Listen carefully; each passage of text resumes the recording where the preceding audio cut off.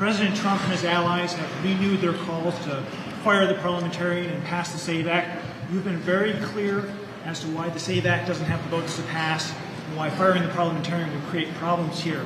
But are you worried that if you don't do what the president wants, that he's going to criticize your leadership or perhaps withdraw support for your leadership? That could happen.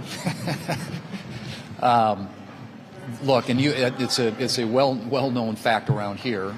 Sometimes perhaps not fully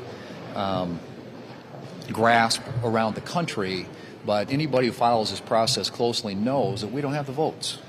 And the only way that you could figure out a way to get the votes, and even in that case, the Save America Act didn't even get 50 votes last week on the floor of the Senate. But even if you confine it to just the two issues of photo ID and citizenship in order to register to vote, on those two issues, it takes 60 votes in the Senate. The only way you could get there is to undo or get rid of the legislative filibuster, and there aren't even close to the votes here in the United States Senate in order to achieve that. So it's an issue we all agree on. We're all for it, and we've all voted that way. But it's not something that we're going to be able to get done absent